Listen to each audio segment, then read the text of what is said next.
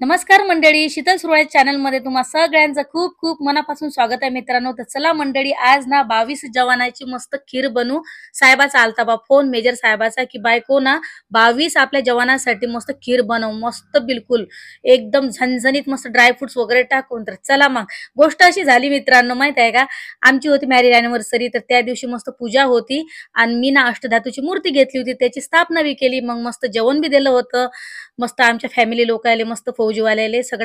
पण गोष्ट अशी झाली ना, त्याच्यातले काही आमच्या माणसांना 22 माणसे बाहेर ड्युटीवर गेलेले होते. तर मग त्याच्यासाठी स्पेशल आज मस्त खीर बनवायची ऑर्डर भेटली. बा साहेब म्हणत खीर बनव. मी म्हणलं ठीक आहे. तर बघू शकता त्यासाठी ना मस्त 2.5 लिटर हे दूध आहे, बरं आहे ना, एक नंबरची दुधाची खीर बनवतो.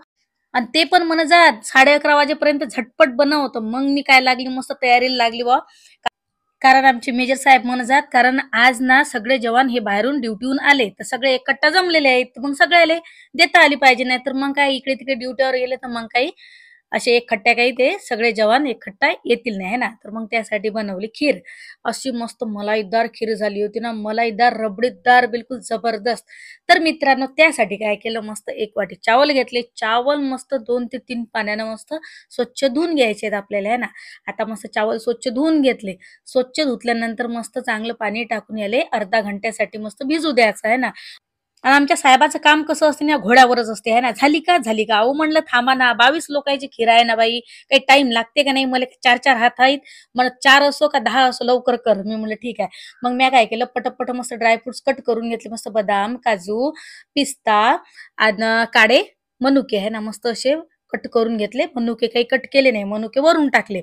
तर आता काय करायचं माहित आहे का, झटपट मस्त खीर कशी बनवायची आहे ना, एकदम बिलकुल पटकन.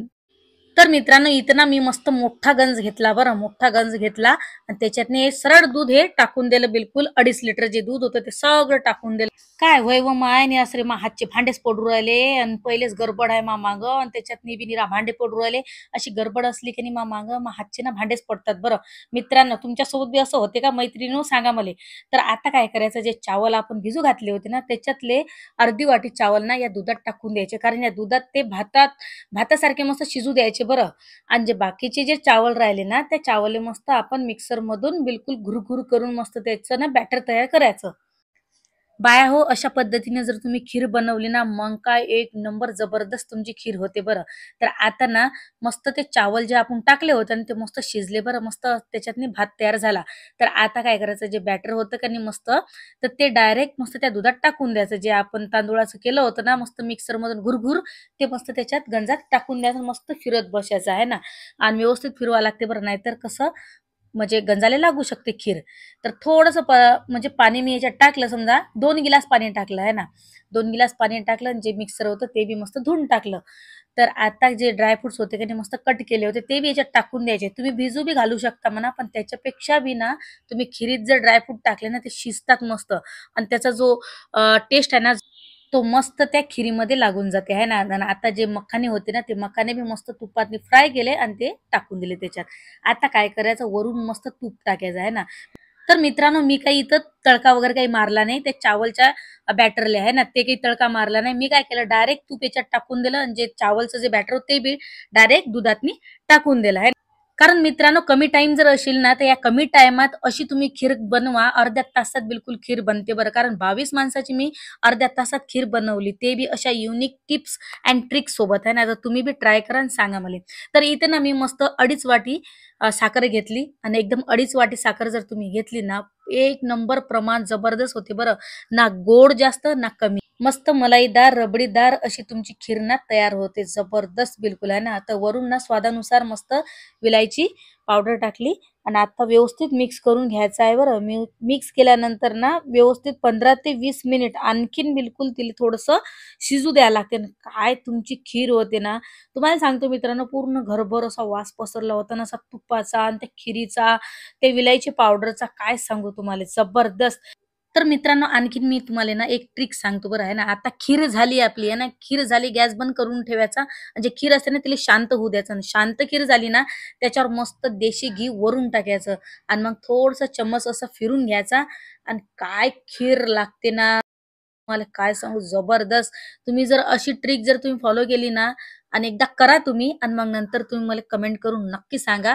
मित्रांनो, तुम्ही नक्की ना हे ट्रिक ना तुम्ही फॉलो करा आहे ना. म्हणजे कसं खीर शांत होऊ द्यायची मस्त थंडी जराशी काहीतरी आहे ना आणि मग वरून तूप टाकायचं आणि मग तुम्ही खा आणि कमेंट करून सांगा. तुम्ही म्हणसाल की काय जबरदस्त ट्रिक आहे बुवा आणि काय जबरदस्त ट्रिक या बाईनं सांगितली आहे ना.